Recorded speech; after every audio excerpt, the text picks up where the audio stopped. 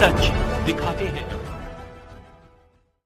नर्मदापुरम में आज कार्तिक पूर्णिमा है और मां नर्मदा की नगरी नर्मदापुरम में कार्तिक पूर्णिमा का पर्व बड़े उत्साह और आस्था के साथ मनाया जाता है। क्योंकि कार्तिक पूर्णिमा पर मां नर्मदा और तवा के संगम बांद्राभान में क्षेत्रीय संस्कृति के पर्व बांद्राभान मेले का आयोजन होता है। आज सुबह से ही नर्मदा घाटों पर स्नान के लिए श्रद्धालुओं की खासी भीड़ है। खासकर बांद्राभान में अलसुबह से अभी तक लाखों श्रद्धालु नर्मदा के तवा संगम तट पर स्नान कर चुके हैं। पुलिस प्रशासन द्वारा घाटों और मेला परिसर में श्रद्धालुओं की सुरक्षा के मद्देनजर इंतजाम किए गए हैं।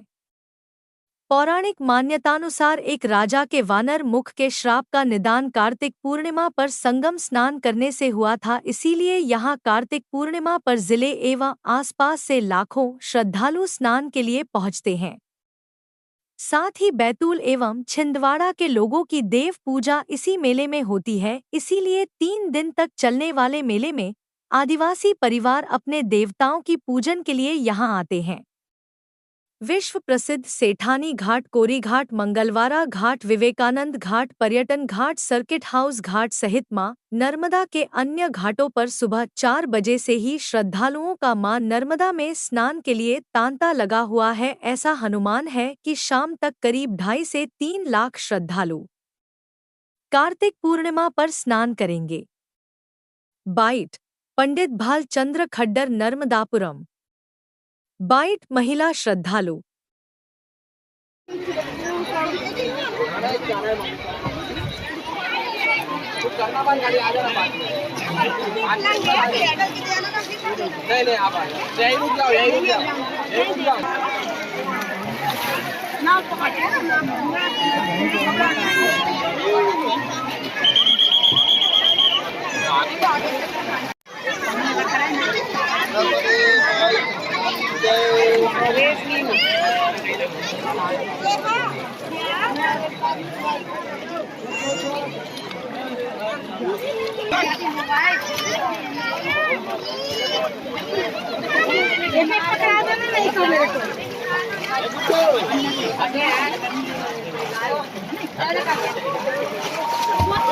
कार्तिक पूर्णिमा की सबको बधाई। कार्तिक मास में जैसे ही क्वार मास खत्म होता है और कार्तिक मास का प्रारंभ होता है, सभी लोग तुलसी पूजन और सवेरे उठ के पहले पहर में स्नान करते हैं। उस स्नान का अपना एक महत्व है। आज कार्तिक पूर्णिमा पे नदियों में जाकर नहाने का अपना महत्व है। पूरे कार्तिक मास में स्त्रियां सुबह जल्दी उठकर कार्तिक स्नान कर कार्तिक मास की कथा करती है, तुलसी की परिक्रमा करती है, श्री शालिग्राम भगवान का भजन पूजन इत्यादि करती है। उसके बाद कार्तिक पूर्णिमा पर आज के दिन यहाँ स्नान करके सत्यनारायण की कथा कराकर और अपना व्रत का पारायण करती है। आज 1 महीने का व्रत कार्तिक पूर्णिमा पे समाप्त हो जाता है। बोलो श्री शालिग्राम भगवान की जय, कार्तिक मास की जय, दामोदर भगवान की जय, जय जय श्री राधे श्याम। क्या नाम है आपका? मैं सोनाली शर्मा। कहाँ से? भोपाल से। और नर्मदा जी का संगम है और उस संगम पर ऐसी कहावत है कि एक जो बंदरिया थी वह नर्मदा जी की बाढ़ आई थी तो उसमें आधी तो बाढ़ के कारण वो हो गई थी और आधा चेहरा उसका बंदरिया में रहा।